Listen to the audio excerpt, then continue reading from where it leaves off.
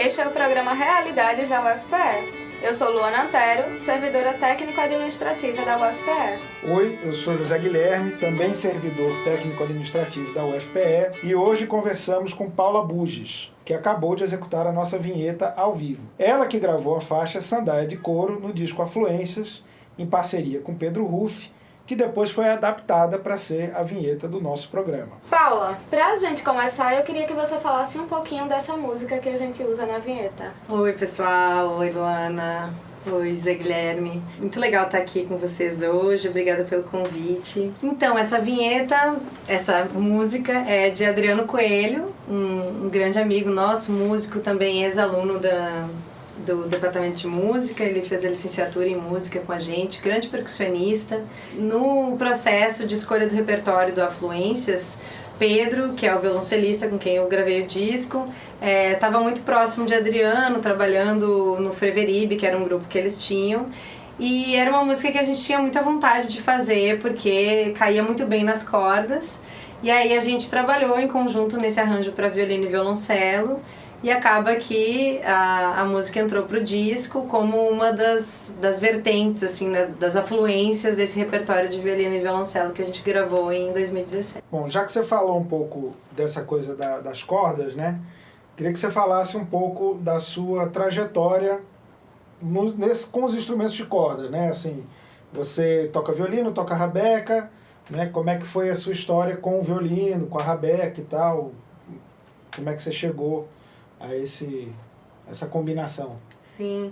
Então, o violino faz parte da minha vida desde a adolescência, né? Quando eu escolhi fazer uma carreira, seguir uma carreira na música, o violino foi um instrumento que eu escolhi porque ele me possibilitava ali uma inserção, né, no mercado de trabalho, na época que a gente não tinha muito acesso à música popular e eu nem sabia o que era rabeca e tinha muito pouca gente tocando violino popular. Então eu segui a carreira acadêmica mesmo, né, música erudita, fiz o bacharelado em Porto Alegre, na URGS, né, na Universidade Federal do Rio Grande do Sul. Depois fiz mestrado, doutorado, tudo nessa área da performance, do violino e dentro dessa música erudita, né, dita erudita, que é essa música de concerto, de um repertório cânone e tudo mais. Aí fiz mestrado e doutorado e logo depois que eu terminei o doutorado abri o concurso em Recife. E aí eu fiz o concurso e passei e assumi o cargo de professora aqui no departamento. Isso foi em 2013. E aí, de lá pra cá, desde que eu cheguei em Recife, a minha relação com o violino foi se alterando bastante, porque fui sendo influenciada, né, pela vida musical da cidade, do estado de Pernambuco, que eu não preciso nem dizer, porque vocês que são daqui conhecem, sabem da riqueza que é. E aquilo foi me atravessando de uma maneira muito gradual e muito natural também, né? Então, em 2017, eu e Pedro, que era meu companheiro na época e é meu colega também na UFPE, no departamento, grande violoncelista aí também da cidade, a gente fez esse trabalho que se chama Afluências. A gente fez essa reflexão sobre o repertório da música brasileira para duo, né, de violino e violoncelo, e já tinha começado esse atravessamento pela cultura, né, musical de Recife. Então a gente, além do repertório cânone, né, então a gente gravou Villa-Lobos, mas gravou também Liduíno Pitombeira, que é um compositor que a gente admira muito, e aí a música que ele colocou se chama Jaguaribe, então tinha essa coisa com os rios e Recife, né, a cidade dos rios e das pontes, então a gente pensou em como trabalhar as afluências desse repertório, né, enxergando que a música de Villa-Lobos tem uma influência, né, genuinamente brasileira, enfim. E aí a gente acabou reunindo também músicas que Pedro já vinha compondo há algum tempo, alguns temas, digamos assim, com essa influência da música regional, tanto nordestina e pernambucana, o que a gente vinha começando a conhecer, quanto também gaúcha. Então tem uma milonga de Pedro no disco, tem um frevo, né, que aí, desde que a gente chegou, que esse diálogo, né, com os ritmos daqui. Então aí eu fiz um toque de caboclinhos. Então a gente fez uma mistura assim de compositores além da gente, né, da nossa música autoral que começou a aparecer, puramente instrumental nesse momento, também dialogando com o que seria, né, essa reinvenção, assim, a partir do repertório cânone dessa música de concerto, o que seria quais seriam essas afluências, né, desse tipo de repertório. E aí começou a virar uma chave, e aí é um trabalho que tem uma pegada, assim, quase que ainda armorial, né, tem uma música de Gerson Torres, que também é nosso professor aí aposentado da casa, que também tem uma ligação, né, com essa linguagem. E a partir daí eu fui aos poucos dialogando mais com a cena musical de Recife, né.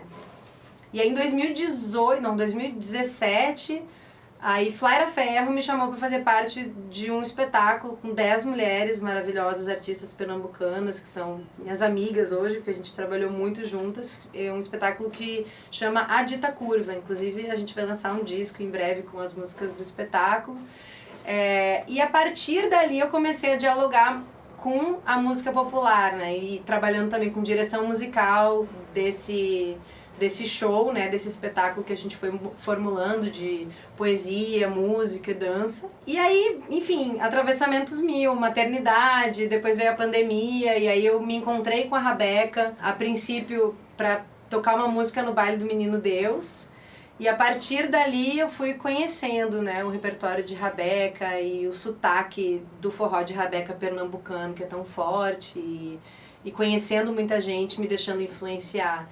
E aí toda essa outra fase, assim, pós-maternidade, pandemia, desagou nesse outro disco, né? Que a água tá sempre presente, né? Que é esse outro disco que foi lançado ano passado, em 2023, que chama Deixa o Barco Cortar Água, que aí já é outra fase, já é outro tipo de música, já tem uma mistura um pouco mais, já tem essa influência da música popular, da cultura popular, bem mais forte, né, dentro do trabalho. E aí, falando do seu disco, lançado no final do ano passado, o que foi que...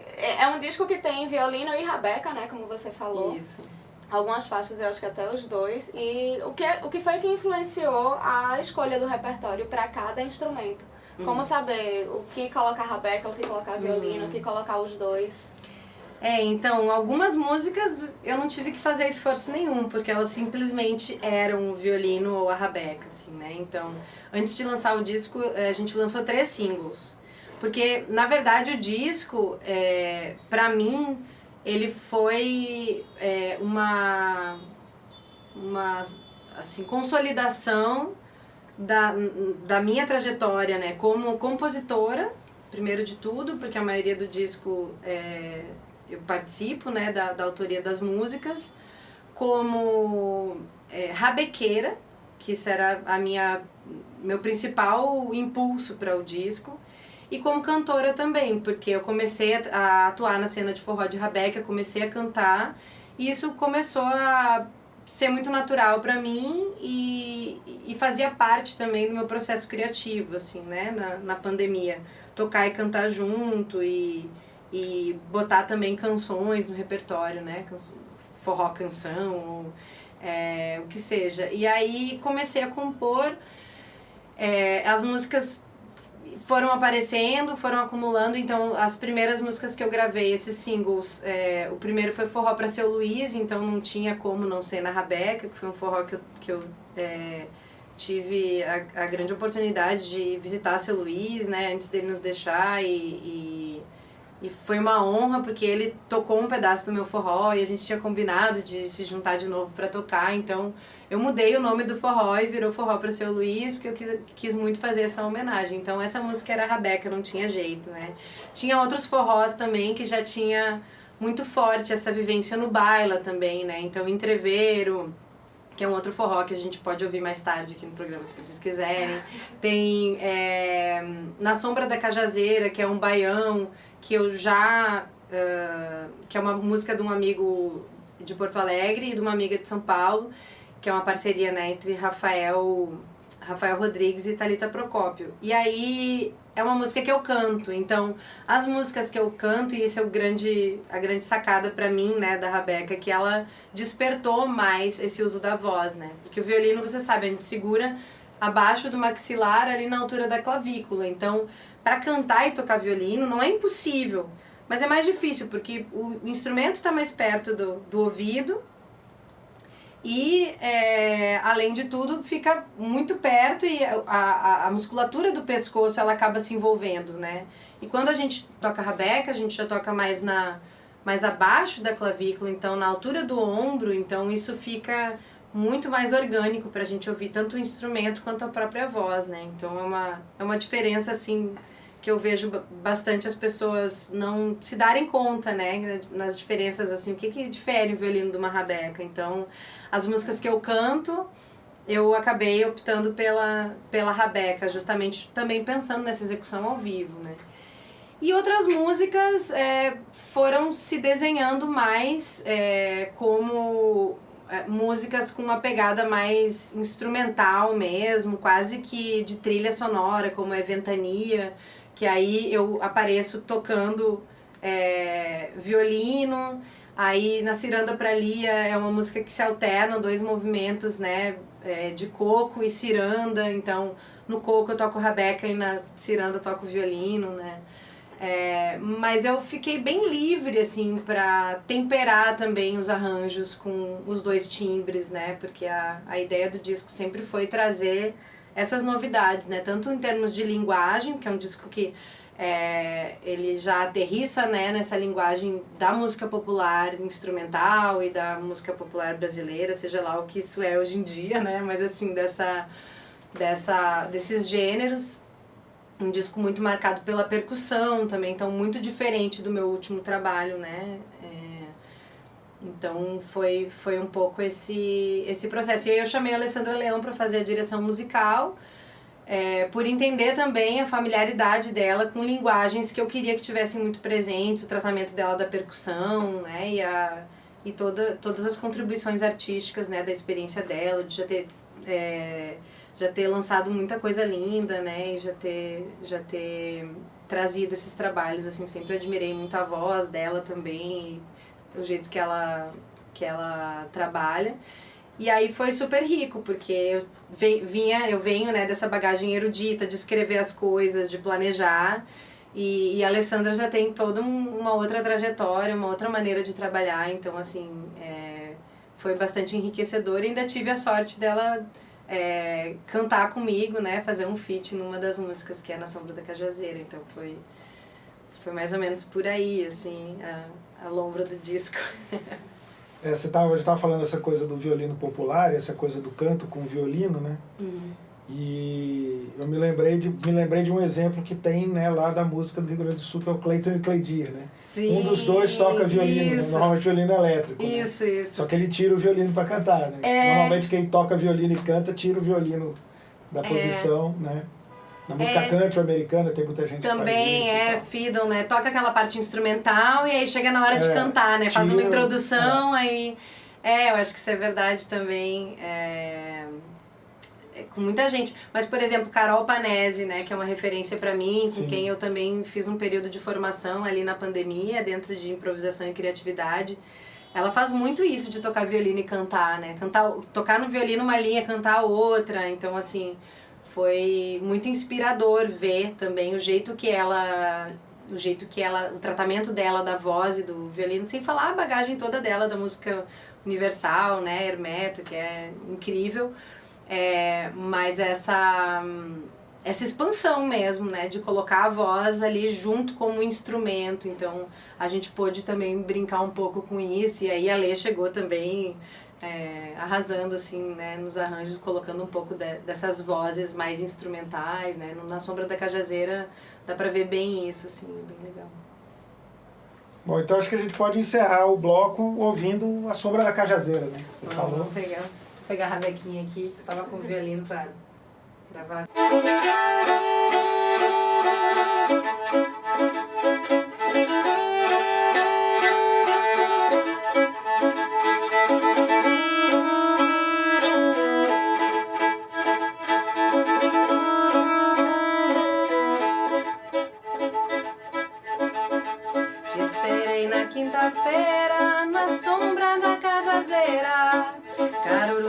cachoeira, Tiguace só de rachar, Plantina da lua raiando e nada de tu chegar.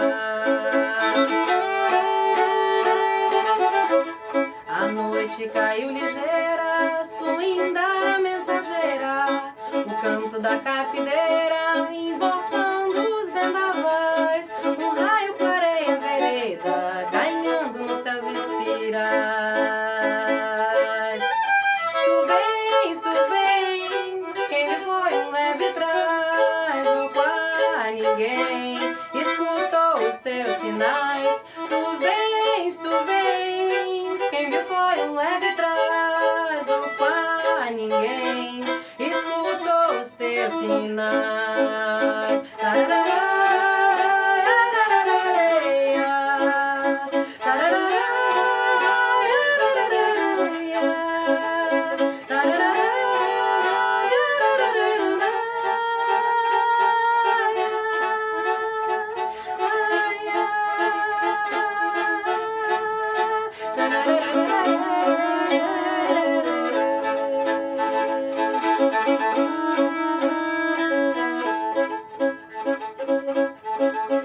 Te esperei na quinta-feira, na sombra da cajazeira, Caruru das cachoeiras, Tiguace só de rachar, Plantina da lua raiando e nada de tu chegar.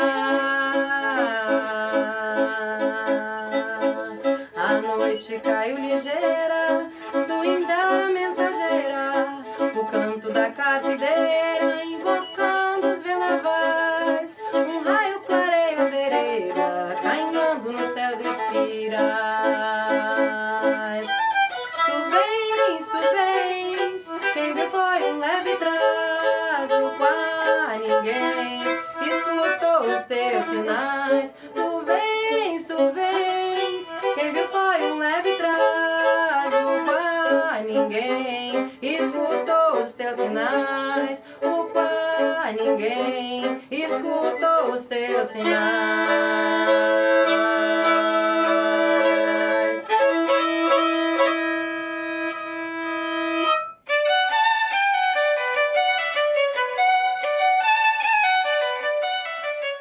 Em breve seguiremos tecendo realidades.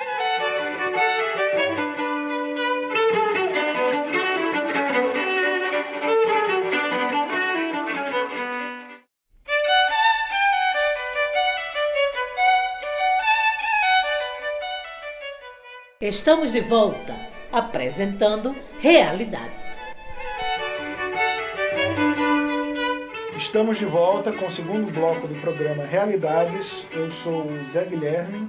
Eu sou Luana Antero. E nós hoje estamos aqui com Paula Buges, professora da UFPE, violinista, rabequeira, compositora. E a gente agora vai falar um pouco sobre esse campo de atuação, essa distinção entre uma música chamada erudita e uma música chamada popular, né?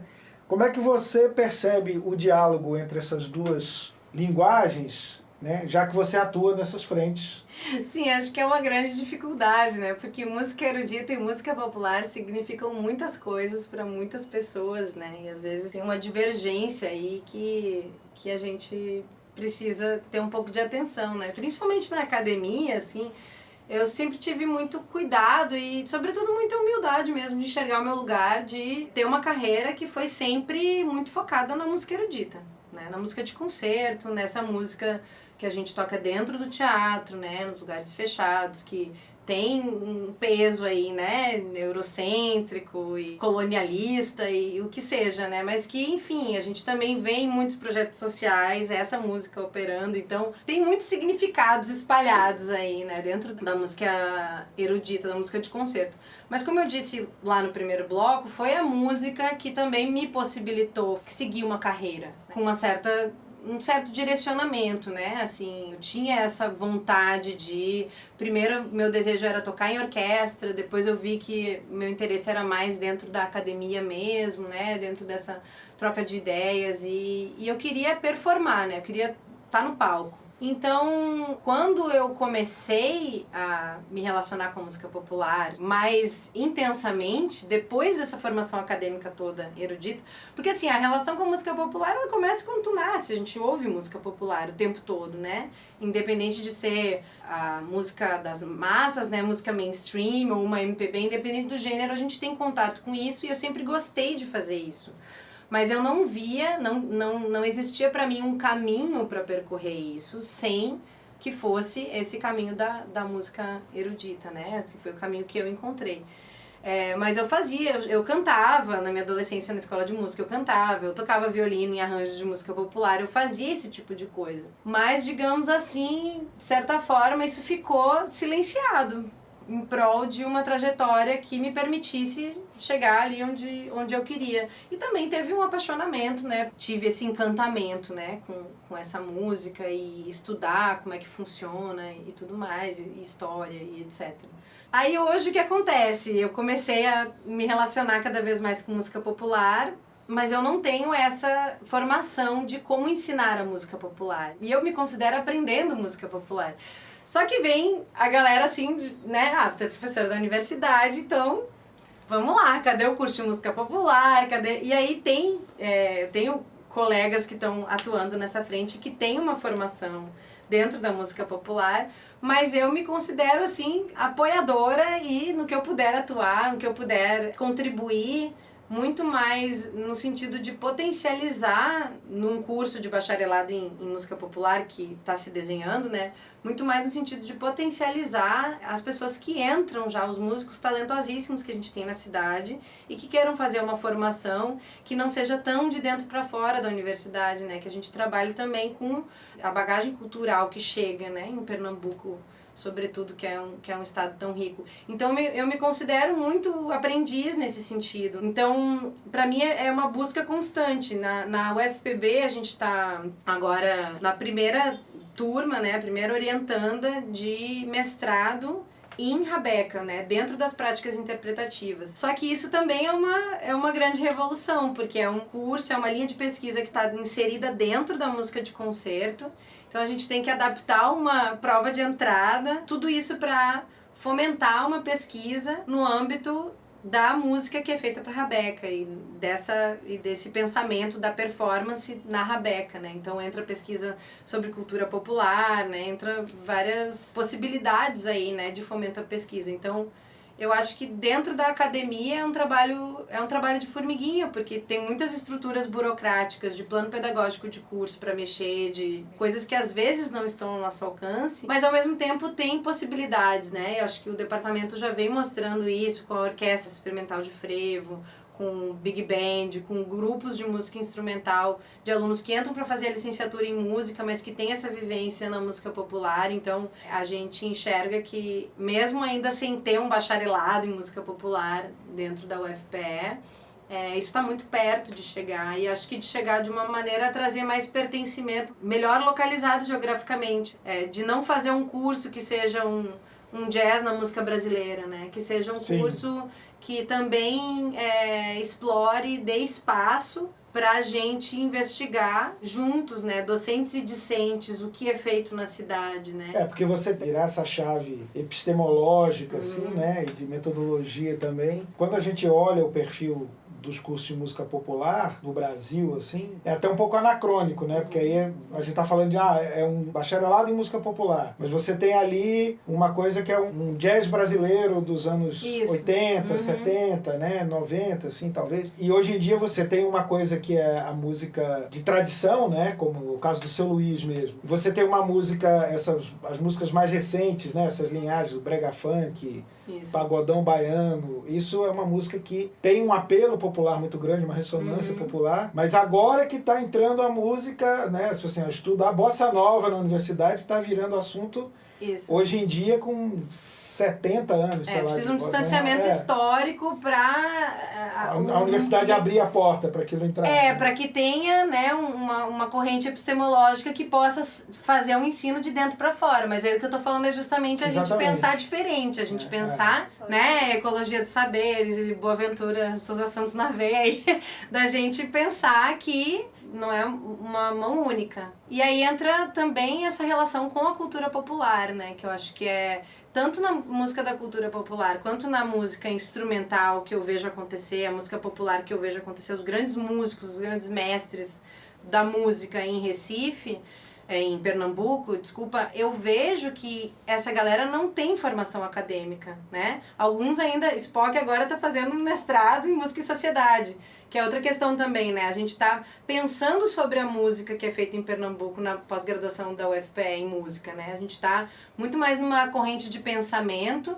do que propriamente gerando uma sistematização para formar em série. Então eu acho que, passada a frustração que eu vejo nas pessoas, não temos um bacharelado em música popular, eu acho que o grande pulo do gato é a gente pensar nesses termos. A gente não tem, mas a gente pode construir uma coisa mais especial, né, com ferramentas que a gente vê acontecendo, né, encontro de saberes e dar espaço, né, para pessoas da música instrumental, pessoas da música da cultura popular, para que elas possam também entrar na universidade, né. A gente teve agora projeto de extensão, né, toques e timbres que o professor Barreto estava fazendo ano passado. A gente recebeu o Marcel Salou, por exemplo, fez uma tarde de trabalho lindo, assim, com pessoas de dentro e fora da UFPE. Então, acho que reside aí também a gente pensar a partir desse lugar também, né.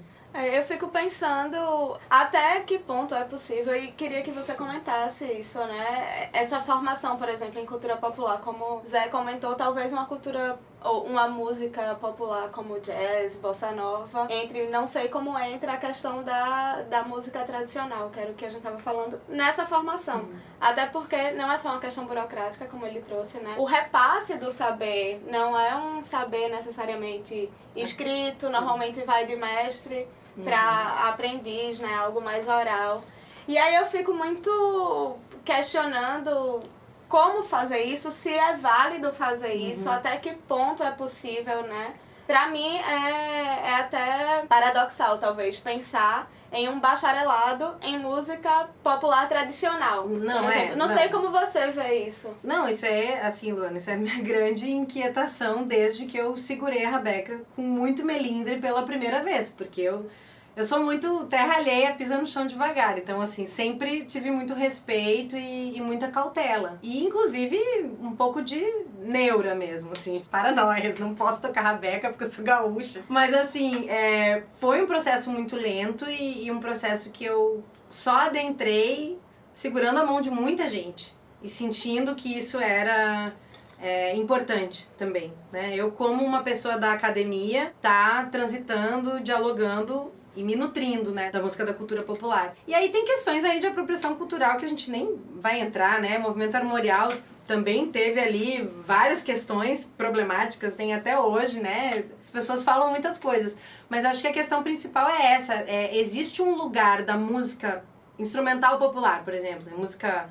mesmo esse jazz, mesmo essa música brasileira instrumental, a música universal, o hermeto, e isso é muito difícil trazer isso para a academia. Isso é a rua que vai dar para as pessoas. Eu acredito muito nisso. E eu acho que da mesma forma, a cultura popular, você trazer um mestre para operar num sistema onde a gente que está na docência sabe que muita gente chega na universidade com essa sede de um conhecimento sistematizado. As pessoas querem isso, porque esse é o mundo que a gente vive. Essa lógica capitalista de tipo, tudo tem uma ordem e um começo, um meio, fim. Todas as pessoas querem um pensamento numa caixa organizado para entender o que trabalhamos no módulo 1, o que trabalhamos no módulo 2. E não tempo certo, né?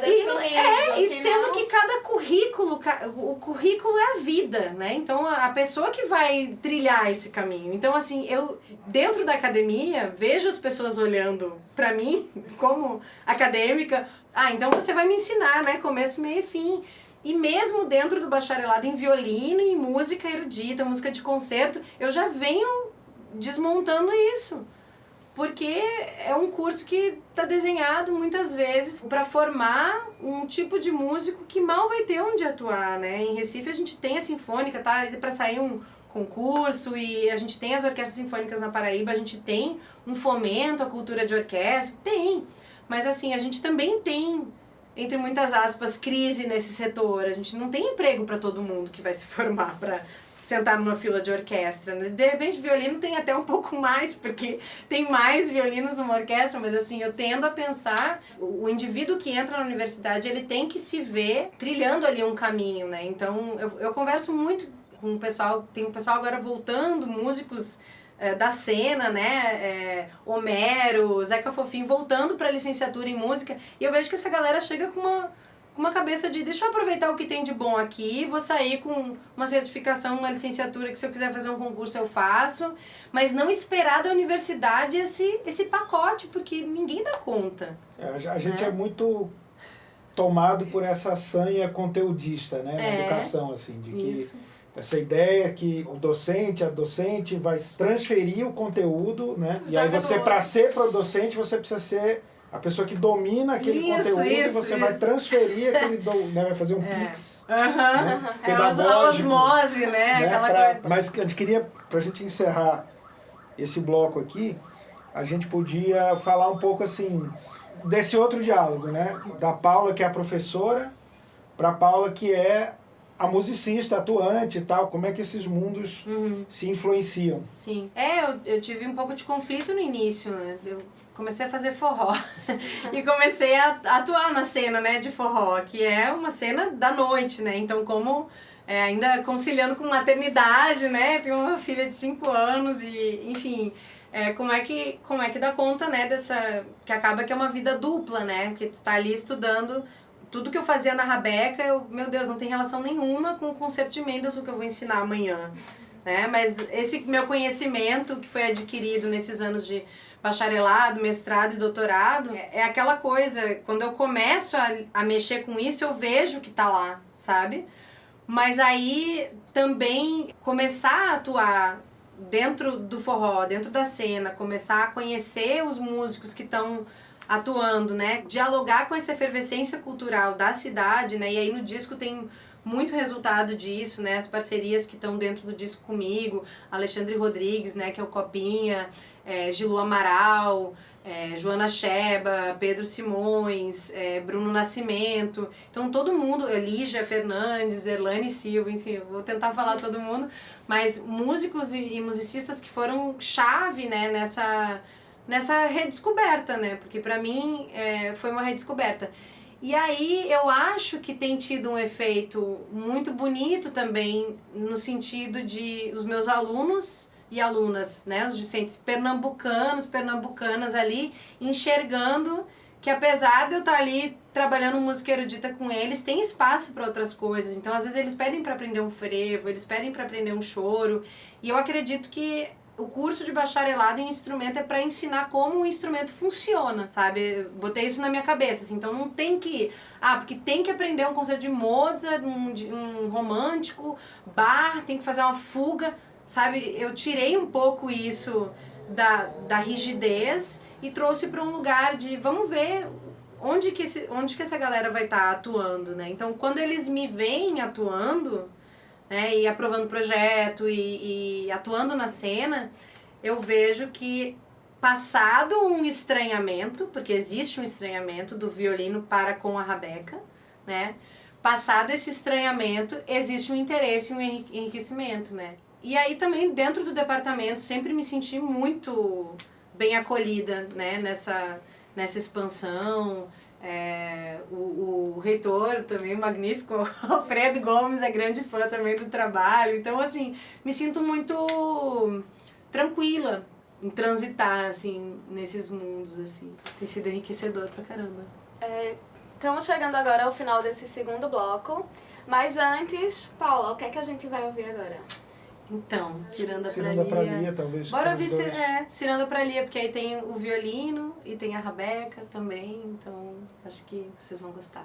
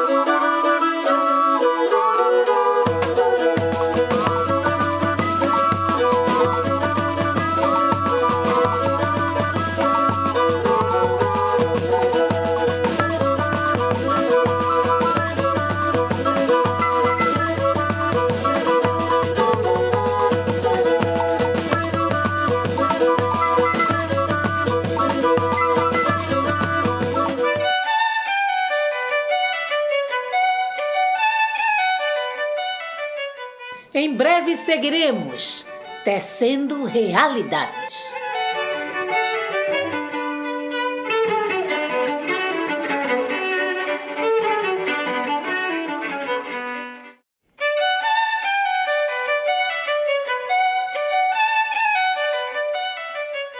Estamos de volta, apresentando Realidades.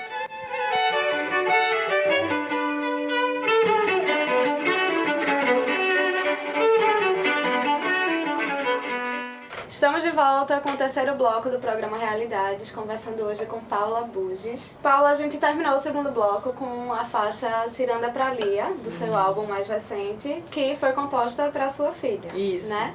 E nos blocos anteriores também você falou de participações de mulheres, do seu trabalho com a Dita Curva.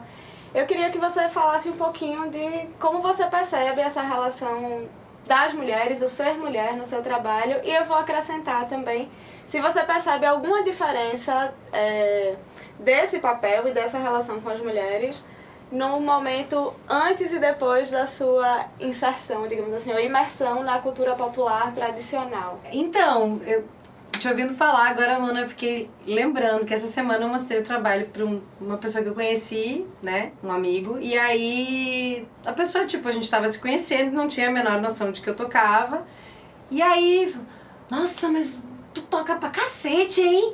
Aí, sabe quando tu te sente meio que um gato latindo, assim, sabe? Como se a pessoa não esperasse que você, né, aquela pessoa ali que tu tá conhecendo, tocasse desse jeito, assim, sabe? Sim. Então, e aí é engraçado, porque quando tu bota lente, assim, né, não tem como tirar nunca mais, assim, começa a pensar, assim, será que se eu fosse um homem estariam me dizendo isso, né? Então, assim, ainda tem, né, muito estranhamento, assim, de todo mundo, eu acho, porque a gente tem uma questão estrutural, enfim, de silenciamento e de falta de representatividade que, graças às deusas, né, tá cada vez mais a gente conhece mulheres que são... que fazem esse trabalho dentro da música de uma maneira que a gente possa se espelhar e a gente pode ser espelho também, né, para as novas gerações, assim. Essa mudança, né, para música popular ou música da cultura popular é difícil dizer, porque eu cresci num ambiente muito tóxico, que é o ambiente das orquestras, né, um ambiente que era muito masculino, no sul do país, então, assim... eu tinha que ser meio homenzinho, assim, pra sobreviver, assim. Então, tinha o grupo das meninas, das mulheres na Sinfônica, eu não tava nesse grupo, eu tava com os caras, porque eu via que aquilo ali era o meu jeito, não me constrangendo com um que outro absurdo que eu ouvia, né? Sem falar também nessa cultura também do maestro, né? E de muito assédio, assim, de maneira geral. A gente sabe que acontece, e aí a gente tem que falar, né, sobre isso. Então, acho que, assim, eu tomei uma poção mágica tão pesada, né, nesses anos, assim, como violinista e de tocar em festival, e uma pessoa vir falar comigo depois no festival em Vale Vêneto, Santa Maria.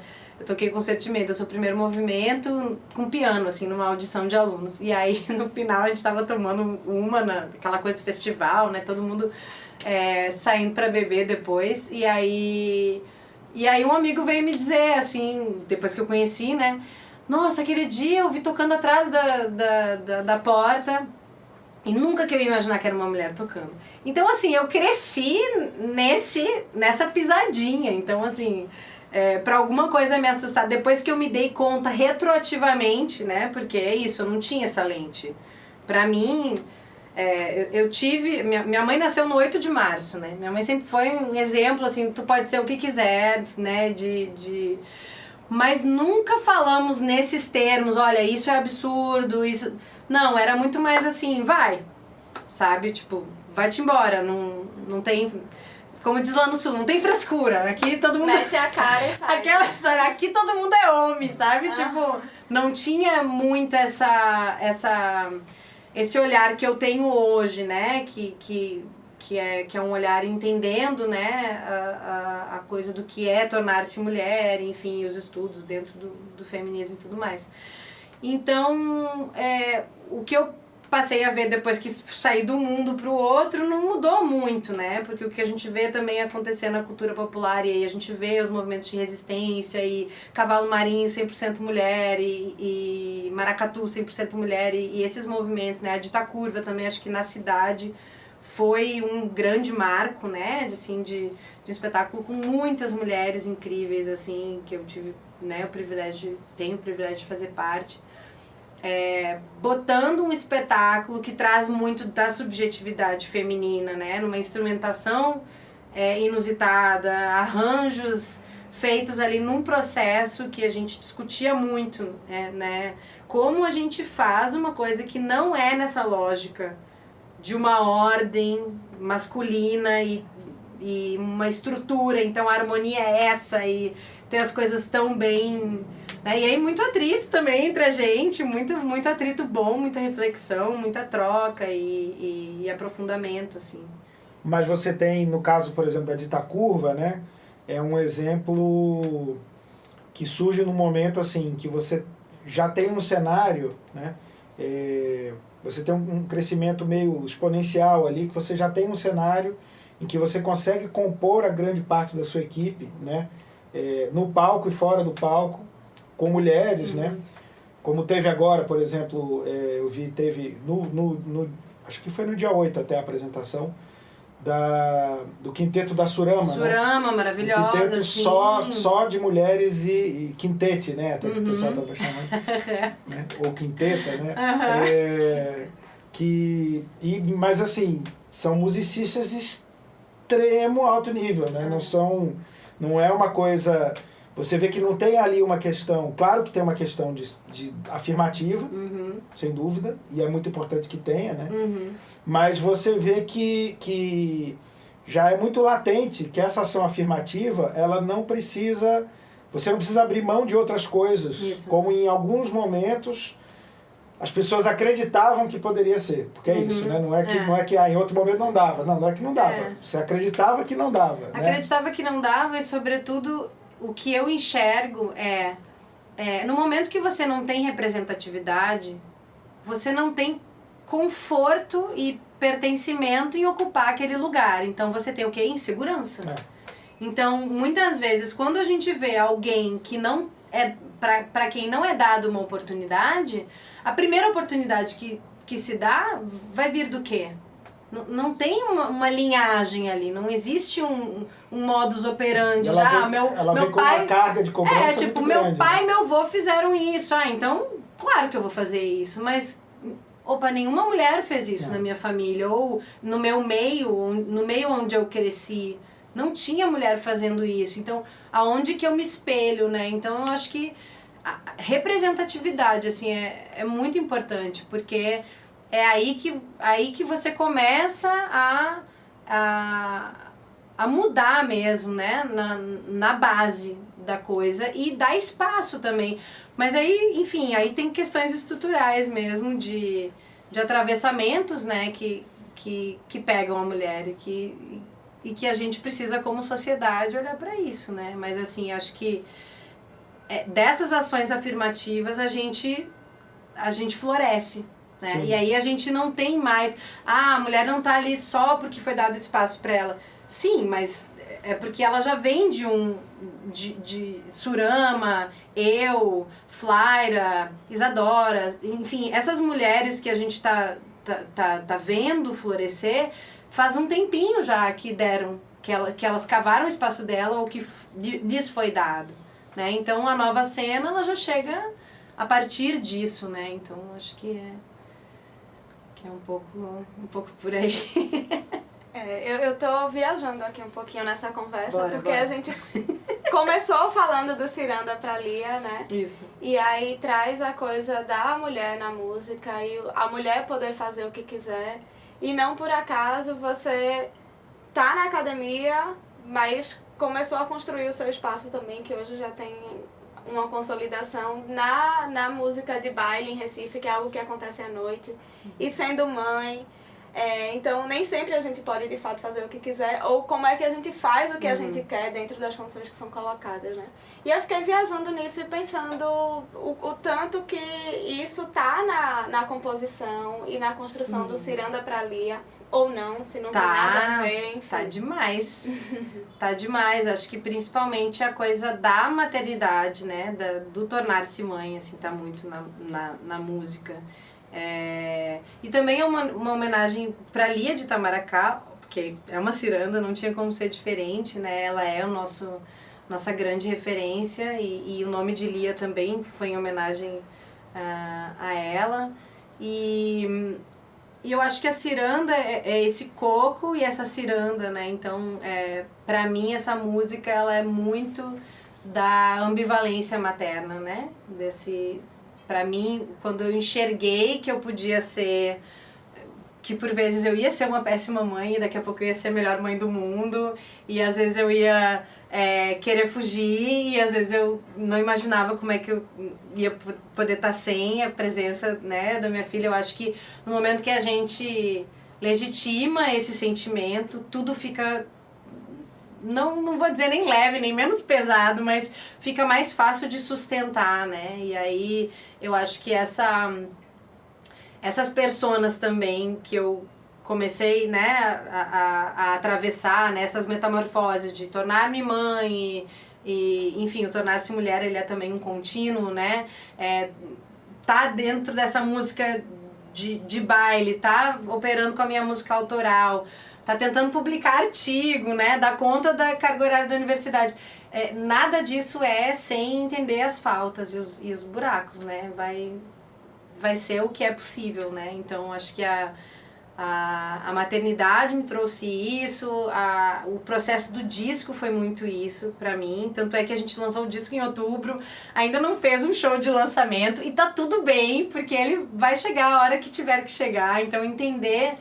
Pra mim, assim, né, tem sido o disco é um processo terapêutico, foi pra mim um processo terapêutico, assim, de me entender como artista e de me aceitar para além dessa lógica ansiosa que a gente vê, né, de, meu Deus, então eu tenho que ter tantos ouvintes no Spotify, meus seguidores no Instagram, sabe, e entender, assim, como um processo contínuo com muitas faltas, assim, então acho que a ciranda traz esses dois mundos da ambivalência, né? Essa festa que né? Que é a chegada de uma criança.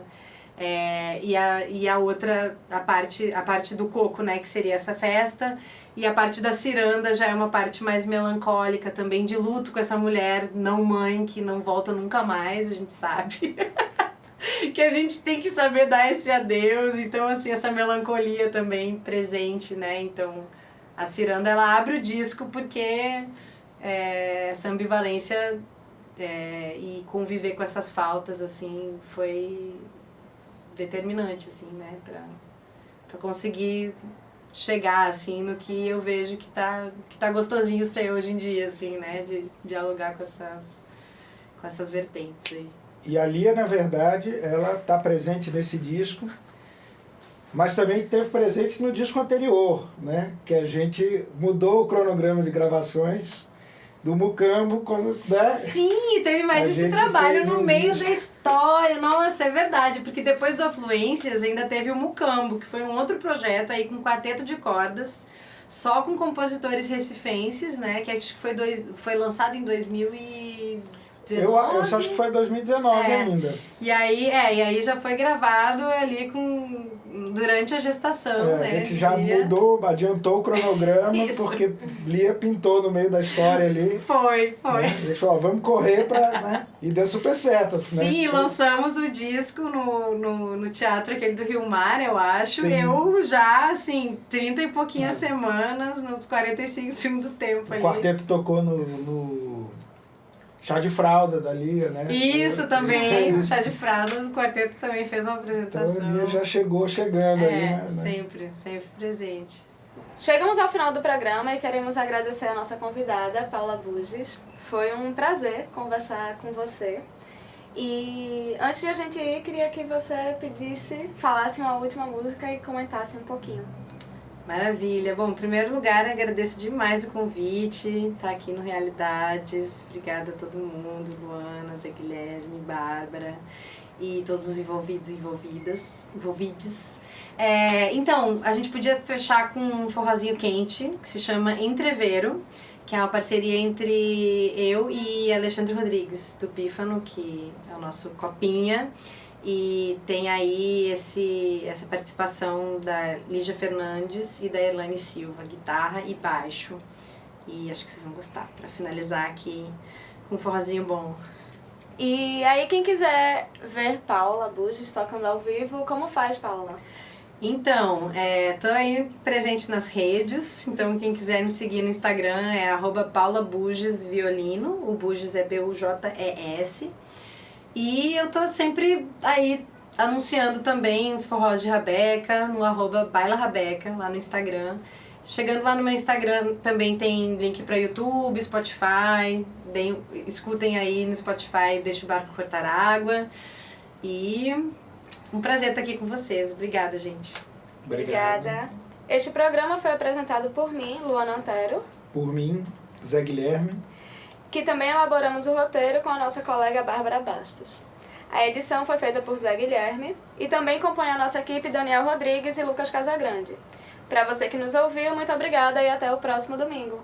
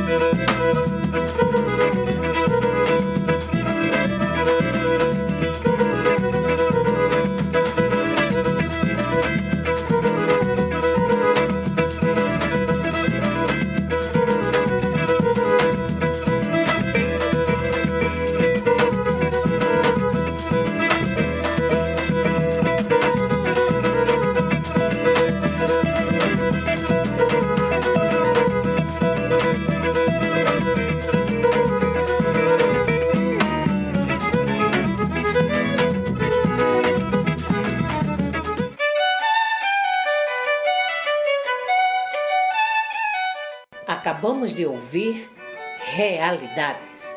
Oferecimento Proeste, UFPE.